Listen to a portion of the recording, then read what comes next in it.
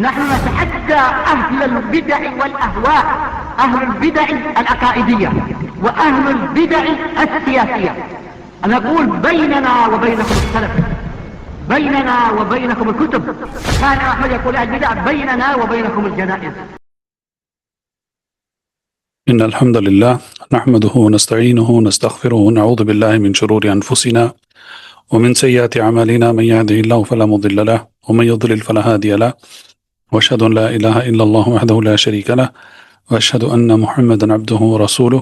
يا أيها الذين آمنوا اتقوا الله حق تقاته ولا تموتن إلا وأنتم مسلمون.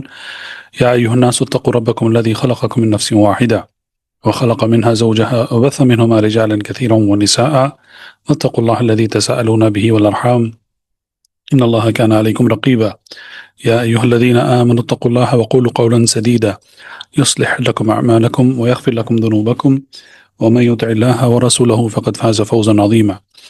فإن خير الحديث كتاب الله، وخير الهدي هدي محمد صلى الله عليه وسلم، وشر الأمور محدثاتها، فإن كل محدثة بدعة وكل بدعة ضلالة وكل ضلالة في النار. أما بعد، شیخ الاسلام الامام المجدد محمد بن عبد الوہاب رحمہ اللہ، ان کی کتاب ہم پڑھ رہے ہیں مسائل الجاہلیہ، اور آج ہمارے ساتھ جو مسئلہ ہے وہ ہے مسئلہ رقم 78، یعنی 70 پر 8۔ مؤلف رحمہ اللہ کہتے ہیں: المسألة الثامنة والسبعون دعواهم انہم اولیاء اللہ من دون الناس۔ اس مسئلے میں زمانے جاہلیت کے لوگوں کا جو طریقہ تھا اس کو یہاں پر ذکر کرتے ہوئے مؤلف رحمہ اللہ کہتے ہیں، جس کا ترجمہ یہ ہے کہ وہ دعویٰ کیا کرتے تھے کہ وہ اللہ کے اولیاء ہیں دوسرے لوگوں کے سوا، یعنی دوسرے لوگ جو ہیں وہ اس مقام پر نہیں پہنچے ہیں، صرف وہی ہیں۔ اپنے آپ کو اللہ کے اولیاء کہتے تھے، اور اس کے متعلق جو قرآن میں دلیل دی گئی ہے وہ ہے یہود کا طریقہ۔ وہ کہتے تھے: قُلْ يَا أَيُّهَا الَّذِينَ هَادُوا إِن زَعَمْتُمْ أَنَّكُمْ أَوْلِيَاءُ لِلَّهِ مِن دُونِ النَّاسِ فَتَمَنَّوُا الْمَوْتَ إِن كُنتُمْ صَادِقِينَ وَلَا يَتَمَنَّوْنَهُ أَبَدًا بِمَا قَدَّمَتْ أَيْدِيهِمْ وَاللَّهُ عَلِيمٌ بِالظَّالِمِينَ۔ اس آیت کے معنی کا ترجمہ یہ ہے کہ یہ بتایا گیا کہ کہہ دو ان یہود سے کہ اگر واقعی تم اللہ کے اولیاء ہو تو پھر موت کی تمنا کرو، اور اس کے بعد یہ بھی وضاحت کر دی گئی کہ وہ ایسا ہرگز نہیں کریں گے، اس لیے کہ ان کے آگے جو انہوں نے بھیجا ہے، ان کے اعمال جو انہوں نے کیا ہے، اس کی وجہ سے وہ ایسا ہرگز طلب نہیں کریں گے، موت نہیں طلب کریں گے، اور اللہ سبحانہ وتعالیٰ ظالمون سے بخوبی واقف ہیں۔ تو ایسا یہودیوں نے کیا۔ اس کے بعد نصارہ نے بھی ایسا ہی کیا۔ نصارہ نے کہا کہ ہم اللہ کے بچے ہیں، نعوذ باللہ، اللہ کو یہ نام دے دیا، فادر، والد، باپ، لیکن یہ دراصل یہ ناجائز ہے، کیونکہ اسماء و صفات کے قواعد میں سے ایک قاعدہ ہے کہ اللہ سبحانہ وتعالیٰ کو صرف وہی نام دیا جائے گا جو قرآن اور حدیث میں آ کر ہے۔ کوئی ایسا ویسا نام اللہ کے لیے لائق نہیں ہے، اللہ سبحانہ وتعالیٰ کو کوئی بھی دوسرا نام نہیں دیا جائے گا۔ تو نصارہ نے ایسا کیا۔ پھر ان کا جو دعویٰ ہے کہ وہ اللہ کے اولیاء ہیں، اس میں ایک اور دعوت بھی شامل ہے ان کی، یعنی کہ ان کا جو دعویٰ ہے وہ بھی دعویٰ شامل ہے۔ وہ کہتے تھے کہ صرف ہم اللہ کے چاہتے ہیں، تو اس کا بھی رد کر دیا گیا۔ سورۃ آل عمران کی آیت ہے جس میں بتایا گیا کہ قُلْ إِن كُنتُمْ تُحِبُّونَ اللَّهَ فَاتَّبِعُونِي يُحْبِبْكُمُ اللَّهُ، کہ کہہ دو اگر تم واقعی میں اگر اللہ سے محبت کرتے ہو تو میری اتباع کرو۔ اللہ کے رسول صلی اللہ علیہ وسلم کی اتباع کرنے کا حکم دیا گیا۔ یحببکم اللہ، تو اللہ بھی تمہیں چاہیں گے۔ تو اللہ کی محبت حاصل کرنے کا ایک ہی سبب ہے، وہ ہے اللہ کے رسول صلی اللہ علیہ وسلم کی اتباع، آپ صلی اللہ علیہ وسلم کی سنت پر اتباع، احادیث پر اتباع، عمل۔ تو کوئی بھی دعویٰ کر سکتا ہے کہ میں اللہ کا ولی ہوں، اللہ کا چاہتا ہوں، ایسا کوئی بھی دعویٰ کر سکتا ہے، لیکن اس دعوے کو تولنے کا معیار ایک ہی ہے، وہ ہے اتباع، اخلاص اور اتباع.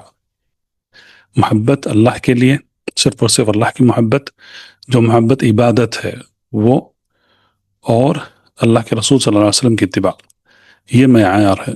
اگر اس کے مخالف ہے تو ان کا دعویٰ جو ہے جھوٹا ہے. تو اسی طرز پر آج کے زمانے کے جو گمراہ مسلمان ہیں، اپنے آپ کو مسلمان کہتے ہیں، کلمہ پڑھتے ہیں، شرک کرتے ہیں، تو ان کا بھی یہی دعویٰ ہے. وہ کہتے ہیں کہ ہم اللہ کے اولیاء ہیں، اللہ کے چاہتے ہیں، اور ایسے ایسے گھنونے الفاظ استعمال کرتے ہیں.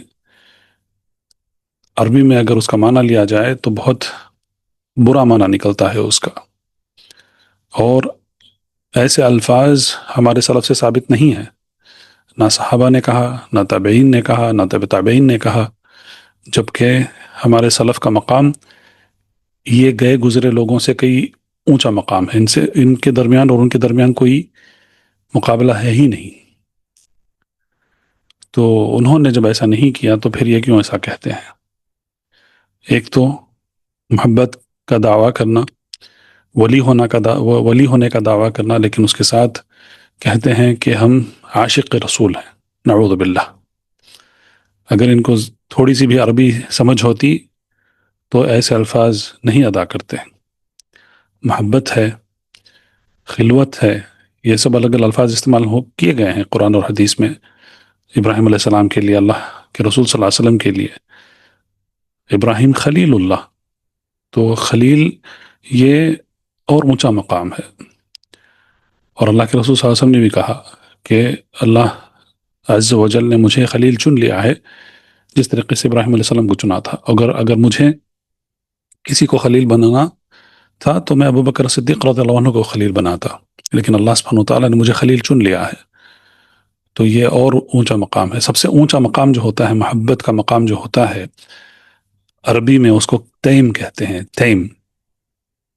تو یہ سب سے اونچا مقام ہوتا ہے.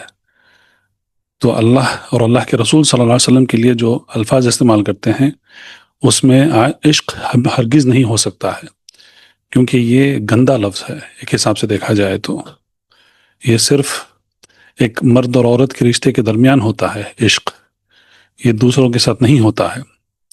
تو اپنے آپ کو ایسا کہنا یہ دراصل یہ گستاخی ہے، جرأت ہے، عربی سے ناواقف ہے، ناواقفیت ہے، جہالت ہے، اور اس کا معنی جو بنتا ہے بہت بدترین معنی بنتا ہے. تو جب ہمارے سلف نے اس کو استعمال نہیں کیا تو پھر انہوں نے بدعت قائم کر دی ہے اپنے آپ کو ایسا کہتے ہوئے. تو بہرحال یہ سب دعوے ہیں. تو یہ سب دعوے کرنا جو ہے یہ دراصل جھوٹے دعوے ہیں. اور اگر ان دعووں کو اگر ان کا معیار اگر ہمیں دیکھنا ہے تو اس میں اخلاص اور اتباع ہے. اگر وہ اخلاص اور اتباع دونوں مل کر اگر اس پہ کھرے اترتے ہیں تو پھر وہ دعویٰ صحیح ہوتا ہے. لیکن بیکار کا دعویٰ کرنا یہ دراصل جھوٹ ہے، بلکہ یہ زمانے جاہلیت کے لوگوں کا طریقہ ہے جس کی مخالفت کرنے کا ہمیں شریعت نے حکم دیا ہے. اس کے بعد والا جو مسئلہ ہے اس میں مؤلف رحمہ اللہ نے کہا المسألة التاسعة والسبعون دعواهم محبت اللہ مع ترکہم شرعہ فطالبہ اللہ بقولہ قل ان کنتم تحبون اللہ الآیہ. تو یہ مسئلہ جو ہے دراصل یہ پچھلے والے مسئلے سے ملتا جلتا ہے، اور اس کی وضاحت اس مسئلے کے ضمن میں کر دی گئی تھی کہ مسئلہ رقم 70 پر 9 اس میں کہا گیا ہے کہ ان کا یہ دعویٰ کرنا، اللہ کی محبت کا دعویٰ کرنا جبکہ انہوں نے اللہ کی شریعت کو چھوڑ رکھا ہے. مع ترکہم شرعہ فطالبہم اللہ، تو اللہ سبحانہ وتعالیٰ نے ان سے یہ مطالبہ کیا قل ان کنتم تحبون اللہ فاتبعونی یحببکم اللہ الآیہ، کہ کہہ دو اگر واقعی یقیناً حقیقی طور پر اگر تم اللہ سے محبت کرتے ہو تو میری اتباع کرو، اللہ بھی تمہیں محبت کریں گے. تو یہ دو مسئلے جو ہیں دراصل یہ ملتے جلتے مسئلے ہیں. پھر مؤلف رحمہ اللہ نے کہا المسألة الثمانون، یعنی کہ مسئلہ رقم 80. تمنيهم الأماني الكاذبة كقولهم لن تمسنا النار إلا أياما معدودة وقولهم لن يدخل الجنة إلا من كان هودا أو نصارى. تو یہاں پر جو مسئلہ لائے ہیں مؤلف رحمہ اللہ اس کا ترجمہ اس طریقے سے ہے کہ تمنی کا مطلب ہے کہ تمنا کرنا، الامانی الکاذبہ یعنی کہ ایک جھوٹا موقف اختیار کرنا اور ایسی بات کہنا جس کی کوئی دلیل نہیں ہے. تو وہ جو تمنا کرتے تھے اور وہ یہ کہتے تھے جس کی کوئی دلیل نہیں ہے، اللہ کی کتاب میں اس کی دلیل نہیں ملتی ہے، اسی لیے اس کو الکاذبہ جھوٹی امانی تمنی کہا گیا. کہ قولہم کہ جس طریقے سے وہ کہا کرتے تھے کہ لن تمسنا النار الا ایاما معدودہ، یہود کہا کرتے تھے کہ اگر ہم، سب سے پہلے تو وہ کہتے تھے کہ ہم جنت میں داخل ہو جائیں گے، ہم جہنم میں نہیں جائیں گے. لیکن انہوں نے بعد میں کہا کہ اگر ہم جہنم میں بھی گئے تو صرف کچھ دنوں کے لیے، جیسا کہ اس آیت میں یہاں پر ذکر کیا گیا ہے الا ایاما معدودہ، کچھ دنوں کے لیے ہی ہم جہنم میں داخل ہو جائیں گے، اس کے بعد ہمیں جہنم سے نکال کر ہمیں جنت میں داخل کر دیا جائے گا. یہ ان کا دعویٰ تھا، جھوٹا دعویٰ تھا، یہ تمنا تھی ان کی، اور یہ بات کہتے ہیں اس کی کوئی دلیل نہیں ہے. وقولہم، اور جیسا کہ یہود اور نصارہ کہا کرتے تھے کہ لن يدخل الجنة الا من كان هودا او نصارى، تو یہود اور نصارہ یہ کہا کرتے تھے کہ جنت میں صرف وہی جائیں گے، یہود اور نصارہ ہی جائیں گے، دوسرے کوئی نہیں جائے گا. لن يدخل، اس کا معنی بنتا ہے عربی میں ہرگز نہیں داخل ہوں گے. لن کا معنی جو ہے نفی للمستقبل کہتے ہیں اس کو، تو مستقبل میں نفی کرنا لن کا استعمال ہوتا ہے حرف، تو اس کا مطلب ہے کہ ہرگز نہیں داخل ہوں گے. تو یہ بیکار کی تمنا تھی، ان کی بے بنیاد باتیں تھیں ان کے، جس کی کوئی دلیل نہ ان کی کتابوں میں ہے، نہ آنے والی کتابوں میں ہے، نہ قرآن میں ہے، نہ اللہ کے رسول صلی اللہ علیہ وسلم کی احادیث میں ایسی باتیں ہیں. کیونکہ جنت میں داخل ہونے کے لیے صرف سب سے پہلے توحید ہے، تو جو موحد ہے وہی اعوذ باللہ وہی جنت میں داخل ہوگا. اگر وہ جہنم میں جائے گا بھی اپنی گناہوں کے وجہ سے، تو پھر اس کو وہاں پر اس کے گناہوں کی سزا مل جائے گی والعیاذ باللہ، اور پھر اس کو وہاں سے نکال کر جنت میں داخل کر دیا جائے گا. تو اخلاص ہے، توحید ہے، اتباع ہے، تو یہی جنت میں لے کر جانے والے اعمال ہیں. کفر، شرک، بدعت، یہ سب جہنم کی طرف لے کر جانے والی چیزیں ہیں، یہ سب ہم بخوبی جانتے ہیں. لیکن یہاں پر یہ دعویٰ کرنا کہ صرف یہود اور نصارہ جنت میں داخل ہوں گے، ان کے علاوہ کوئی بھی انسان نہیں داخل ہوگا، تو یہ جھوٹی بات ہے. اور اسی طریقے سے یہودیوں کا یہ کہنا کہ ہم جنت میں ہی داخل ہوں گے، لیکن اگر جہنم میں جانا پڑا تو اسے صرف کچھ دن کے لیے رہے گا، تو یہ بھی جھوٹ ہے جس کی کوئی بنیاد نہیں ہے، نہ تورات میں ہے، نہ انجیل میں ہے، اور نہ قرآن میں ہے. تو اسی لیے اس کو امانی کہتے ہیں. امانی کا مطلب ہے، اس کا تقریبی معنی یہ ہے کہ ایک ایسی بات کہنا جس کی بنیاد نہیں ہے، جس کی دلیل نہیں ہے، خصوصاً شریعت میں اس کی دلیل نہیں ملتی ہے، وہ بس ان کا قول تھا، وہ تمنا کرتے تھے، وہ ایسا خیال رکھتے تھے کہ ایسا ہوگا.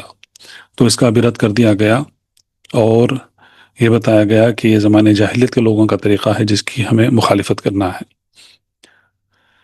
اس کے بعد مؤلف رحمہ اللہ نے ایک اور مسئلہ لایا ہے یہاں پر، الحادیۃ والثمانون، 81، یعنی کہ مسئلہ رقم 80 پر 1، اتخاذ قبور انبیائہم وصالحیہم مساجد.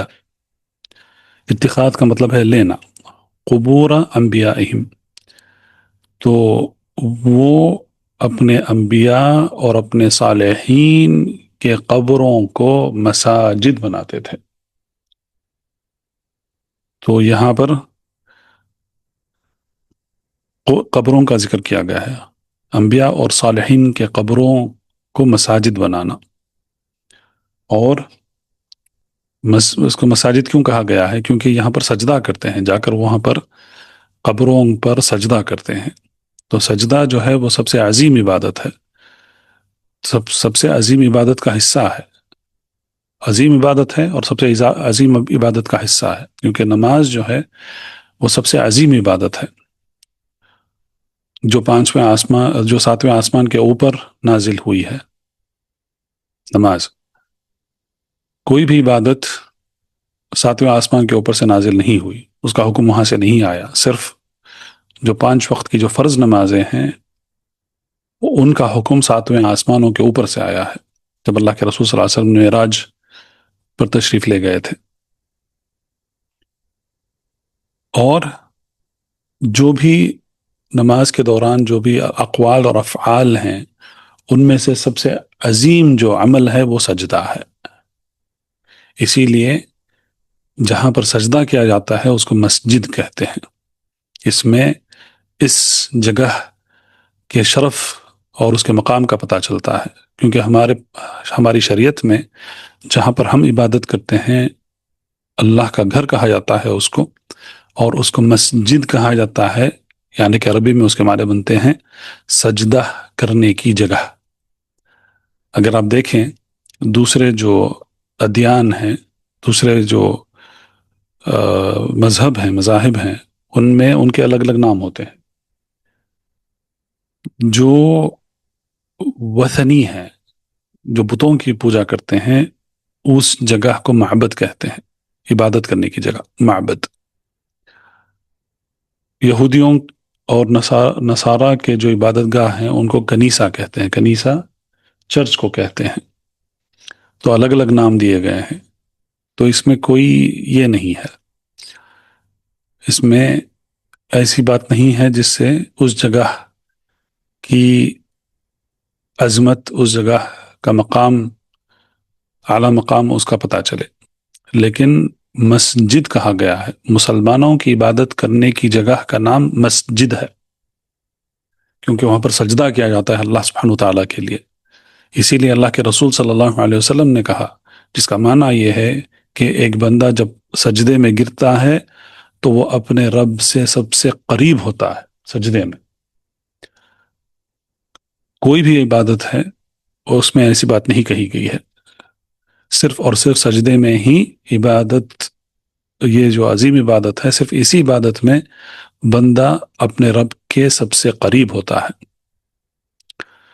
اس کے فضیلت کے تعلق سے کئی احادیث آئے ہیں، تفصیل میں جانے کی گنجائش نہیں ہے فی الحال، لیکن کہنے کا مطلب یہ ہے کہ قبروں کے پاس جا کر قبر والوں کو سجدہ کرنا، کیا یہ شرک نہیں ہے؟ کیا یہ جو سب سے عظیم عبادت ہے، جو صرف اور صرف رب کائنات کے لیے لائق ہے، اس کو ایک حقیر کی طرف صرف کرنا، کیا یہ معقول بات ہے؟ کیا عقل اس کو قبول کر سکے گی؟ کیا فطرت اس کو قبول کرے گی؟ فطرت میں ہے، انسان سجدے میں گر جاتا ہے جب اپنے رب کو یاد کرتا ہے، تو شکر کا سجدہ ہے، تلاوت کا سجدہ ہے، کیونکہ رب کائنات کا کلام پڑھ رہا ہے. تو جہاں پر آپ صلی اللہ علیہ وسلم نے جن آیات پر سجدہ کیا وہاں پر سجدہ کیا جاتا ہے، کیونکہ وہاں پر حکم دیا گیا ہے سجدے کرنے کا مختلف طریقوں سے. تو کیا اس عظیم عبادت کو غیر اللہ کی طرف صرف کرنا یہ شرک نہیں ہے؟ کیا ان کے پاس عقل نہیں ہے؟ کیا یہ سمجھتے نہیں ہیں؟ کیونکہ انہوں نے اپنے انبیاء اور صالحین کے قبروں کو مساجد بنا دیا. اور یہی الفاظ احادیث میں بھی آتے ہیں، مختلف احادیث ہیں، کئی قسم کے احادیث ہیں. اگر آپ کو اس میں تفصیل جاننا ہے تو آپ کتاب التوحید پڑھیے. کتاب التوحید نے مؤلف رحمہ اللہ، شیخ الاسلام محمد بن عبد الوہاب رحمہ اللہ، انہوں نے کئی دلائل کتاب التوحید میں پیش کیے ہیں مختلف جگہوں پر. خلاصہ یہ ہے کہ جو ایسا کرتے ہیں، اپنے انبیاء اور صالحین کے قبروں کو سجدہ کرنے کی جگہ مسجد، سجدہ کرنے کی جگہ مسجد، اس کا جمع ہے مساجد، تو جو اس کو مسجد بناتے ہیں تو یہ سب سے بدترین مخلوق ہیں جن پر قیامت قائم ہوگی. قیامت انہی پر قائم ہوگی. قیامت کے جو ہولناک دردناک جو مناظر ہیں قرآن اور حدیث میں جو بھی آئے ہیں کہ ایسا ہوگا، پہاڑ دھنکے ہوئے اون کی طرح اڑ جائیں گے، سمندر کف بن جائیں گے، زمین پھٹ جائے گی، آسمان پھٹ جائے گا، زلزلے آئیں گے، آگ نکلے گی، جو بھی خطرناک، جو دردناک اور جو خوفناک جو نظارے ہیں، یہ سب نظارے کس کو دیکھنے کے، کون دیکھے گا؟ یہ سب نظارے کس کو دیکھنے کو ملے گا؟ یہ وہی لوگ ہیں جنہوں نے اپنے انبیاء اور صالحین کے قبروں کو سجدہ کرنے کی جگہ بنائی، مساجد بنایا۔ اور اللہ کے رسول صلی اللہ علیہ وسلم نے اسی حدیث میں کہا ہم شرار الخلق عند اللہ، شرار شریر شر سے، تو یہ سب سے بدترین، سب سے شر بھرے لوگ ہیں جن پر قیامت قائم ہوگی۔ کیونکہ جو مومن ہے، حدیث میں جو آتے ہیں باتیں، اس سے ہم یہ سمجھ سکتے ہیں کہ جو مومن ہے، جس کے دل میں ذرہ برابر بھی ایمان ہوگا، وہ مر جائے گا، وہ زندہ نہیں رہے گا۔ عیسیٰ علیہ السلام جب آئیں گے، جو بھی قیامت قائم ہونے کے جو بڑے جو یہ ہیں نشانیاں ہیں، اشراط الساعہ جس کو کہتے ہیں، آخری نشانی عیسیٰ علیہ السلام کا آنا ہے۔ اور عیسیٰ علیہ السلام یعنی کہ جب جو مسلمان دیکھیں گے، اور جب عیسیٰ علیہ السلام کی وفات ہو جائے گی، اس کے بعد آپ صلی اللہ علیہ وسلم نے کہا کہ شمال کی طرف سے، یعنی کہ شام کی طرف سے ایک ٹھنڈی ہوا آئے گی، جو مومن ہے، جس کے دل میں ذرہ برابر بھی ایمان ہے، اس کے بغلوں میں گدگدی کرے گی وہ ہوا، اور جب وہ ہوا آئے گی تو سارے مسلمان، سارے مومن مر جائیں گے، کوئی بھی نہیں باقی رہے گا، اور جو بھی رہیں گے وہ سب کفار، فجار، فساق، مشرکین، ایسے لوگ ہی زندہ رہیں گے، اور ان کے اوپر قیامت قائم ہوگی۔ جو سور پھونکی جائے گی، جہاں سے سارے قیامت کے جو خوفناک جو نظارے ہیں جو شروع ہوں گے سور پھونکنے کے بعد، تو یہ انہی پر پھونکی جائے گی اور انہی پر سے قیامت شروع ہوگی۔ تو یہ سب باتیں کیا یہ سمجھتے نہیں ہیں؟ یا سبحان اللہ۔ تو بہرحال یہ ہمارے لیے اتنا کافی ہے کہ یہ زمانے جاہلیت کے لوگ کیا کرتے تھے، یہودوں نے کیا، نصارہ نے کیا، مشرکین نے کیا، اور دنیا کے جتنے بھی دین ہیں، دوسرے ادیان جو ہیں اسلام کو چھوڑ کر، ان سب میں یہ دیکھا گیا ہے کہ وہ قبروں کی تعظیم کرتے ہیں، اور قبروں کے پاس جا کے بیٹھتے ہیں اور وہاں پر عبادت کرتے ہیں قبر والوں، کیونکہ شیطان نے کیا ہے، نوح علیہ السلام کی قوم سے لے کر آج تک اور قیامت تک شیطان ایسا کرتا رہے گا۔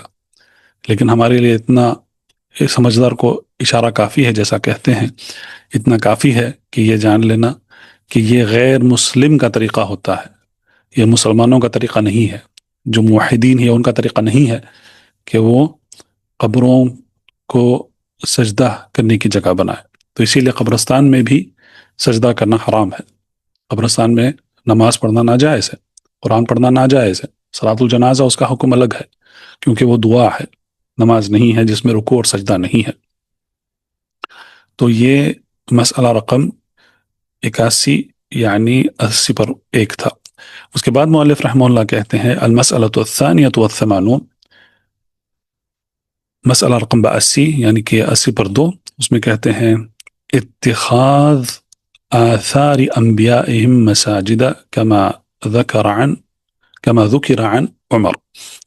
تو اس کا پہلا والا جو مسئلہ ہے وہ انبیاء اور صالحین کے قبروں کے متعلق ہے کہ وہ قبروں کو مسجد یعنی کہ سجدہ کرنے کی جگہ بناتے تھے، لیکن یہاں پر انبیاء کے آثار کو مساجد بنانا، تو یہ ڈھونڈتے پھرتے ہیں لوگ، آج بھی کرتے ہیں، اور آج کل سوشل میڈیا تو بہت زیادہ اب دیکھنے کو ملتا ہے کہ کئی ایسے لوگ ہیں جو حج عمرہ کے لیے آتے ہیں، آ کر وہ کہتے ہیں کہ یہاں پر اللہ کے رسول صلی اللہ علیہ وسلم نے نماز پڑھا تھا، یہاں پر بیٹھے تھے، یہاں پر یہ کیا تھا، یہاں پر وہ کیا تھا۔ اس کی کوئی دلیل نہیں ہے، اس کا کوئی ثبوت نہیں ہے۔ تو ایسے کئی ویڈیوز بنا کر بھیجتے ہیں اور لوگ آتے ہیں، بلکہ یہاں پر کیوں عمر کا ذکر کیا گیا ہے؟ ایسا ہوا عمر رضی اللہ عنہ جب وہ خلیفہ تھے تو ان کے زمانے میں ایسا ہوا کہ انہوں نے دیکھا کہ لوگ ایک درخت کے پاس جا کر بیٹھ رہے ہیں، ایک جگہ جا کر بیٹھ رہے ہیں، تو انہوں نے حکم دیا کہ اس کو نکال دو، نہ اس کی نشانی ہی مٹا دو، تاکہ یہ سب جو ہیں وسائل ہیں جو شرک کی طرف لے کے جاتے ہیں۔ تو یہ زمانہ جاہلیت کے لوگوں کا طریقہ تھا کہ وہ کیا کرتے تھے کہ جو انبیاء کے جو آثار، بلکہ یہاں آج یہ بھی مشہور ہے مسلم معاشرے میں، کہتے ہیں آثار رسول کہتے ہیں، اور پتہ نہیں وہ کچھ کہتے ہیں کہ یہ سر کا بال ہے یا داڑھی کا بال ہے، یہ اس کو رکھ کر اس کے لیے خاص ایک وقت مقرر کرتے ہیں، ایک جگہ بناتے ہیں، پھر وہاں پر لوگ آ کر وہاں پر بدعات کرتے ہیں، شرکیات بھی کرتے ہیں۔ تو یہ سب جو ہیں زمانے جاہلیت کے طریقے ہیں۔ تو وہ لوگ بھی ایسا ہی کیا کرتے تھے کہ وہ انبیاء کے جو آثار ہیں کہ وہ وہاں پر گئے تھے، وہاں پر گئے تھے، یہاں پر بیٹھے تھے، وہاں پر لیٹے تھے، وہاں پر نماز پڑھا تھا، وہاں پر دعا کی تھی، وہاں پر یہ کیا تھا، ایسے کیا تھا، تو ایسے جو آثار ہیں تو ان کو وہ عبادت گاہ بناتے ہیں۔ تو اس کا خاتمہ کرنے کے لیے ہمارے لیے عمر رضی اللہ عنہ کا واقعہ کافی ہے کہ انہوں نے جب دیکھا، خلیفہ راشد ہیں، جب انہوں نے دیکھا کہ لوگ ایسا شروع کر رہے ہیں، ایسا بدعت شروع کر رہے ہیں، تو انہوں نے اس کا ازالہ کر دیا، اس کو ختم کر دیا وہاں پر۔ اس کے بعد مؤلف رحمہ اللہ کہتے ہیں مسئلہ رقم 83 یعنی کہ 80 پر 3، المسألة الثالثة والثمانون اتخاذ السرج على القبور۔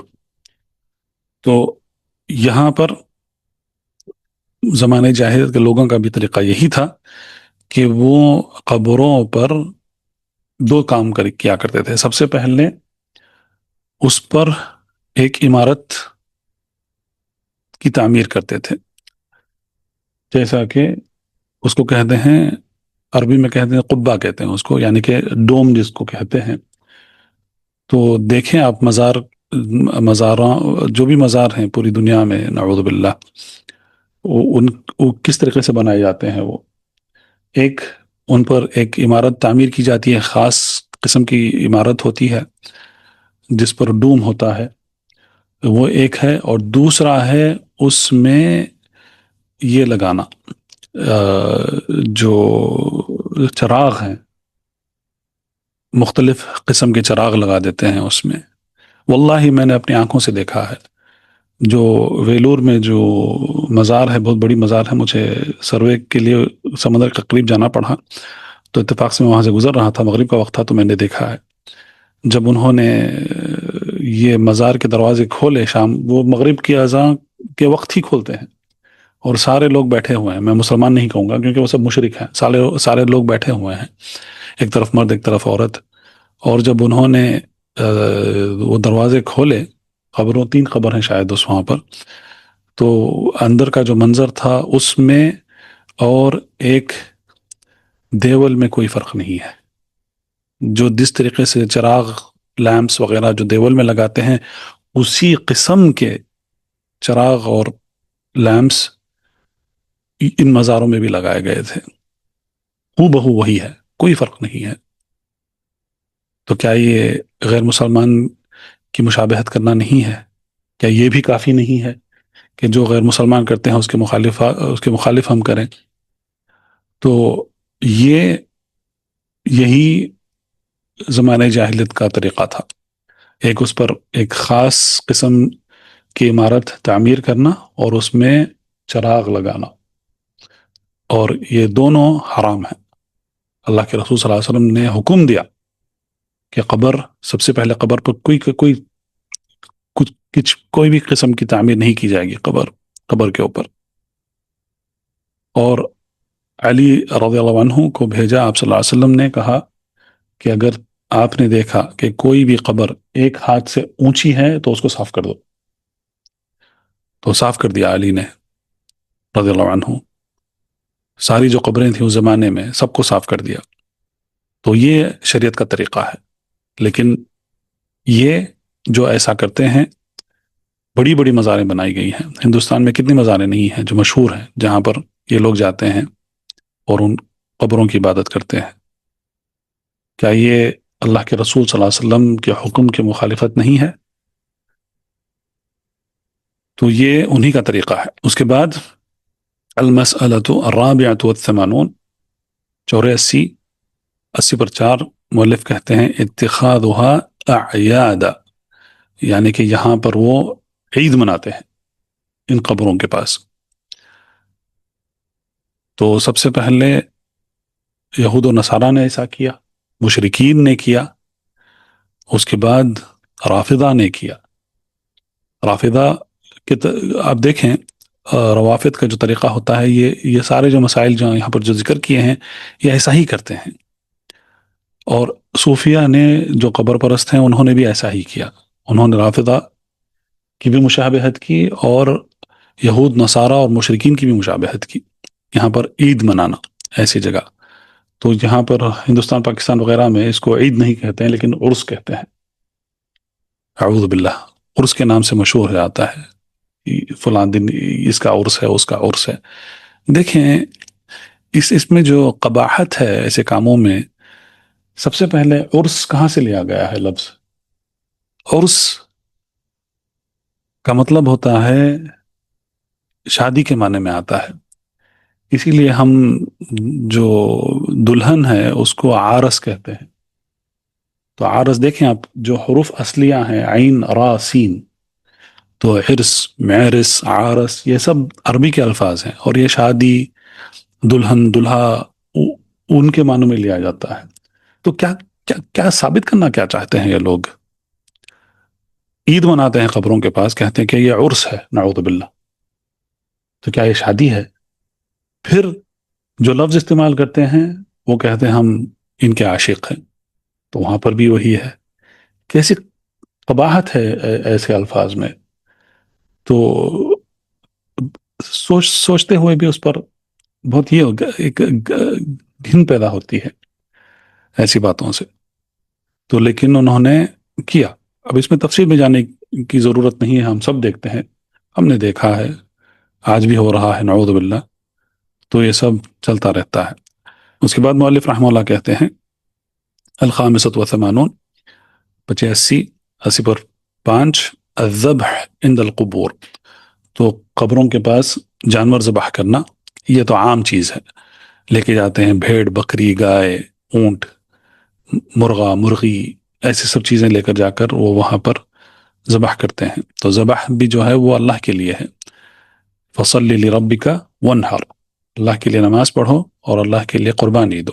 نحر، ذبح کرنا، یہ اللہ کے لیے ہے، یہ عبادت ہے، اور یہ ساری جو چیزیں ہیں جس کو شریعت نے عبادت قرار دیا ہے اس کو غیر اللہ کی طرف صرف کرنا، یہی شرک ہے، اور ایسے اعمال اسلام کے دائرے سے باہر ڈھکیل دیتے ہیں، اور کوئی ایسا کرنے والا وہ مسلم باقی نہیں رہتا ہے، وہ مشرک ہو جاتا ہے اور وہ اسلام کے دائرے سے باہر ہو جاتا ہے۔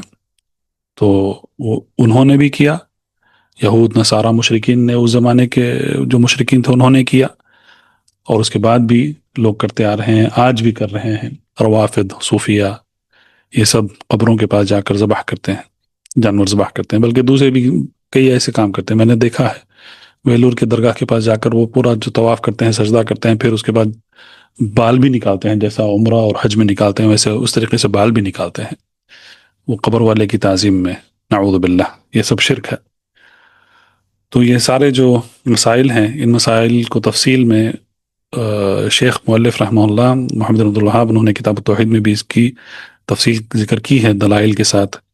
تو یہاں پر رکتے ہیں، اور انشاءاللہ جہاں پر رکے ہیں وہاں سے اگلے ہفتے پڑھیں گے۔ وباللہ توفیق، وصلی اللہ علی نبینا محمد وعلی آلہ وصحبہ وسلم، سبحانک اللہم وبحمدک، اشہد ان لا الہ الا انت، استغفرک واتوب الیک۔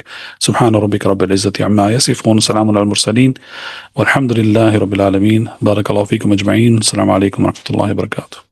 فاعلم أنه لا إله إلا الله واستغفر لذنبك وللمؤمنين والمؤمنات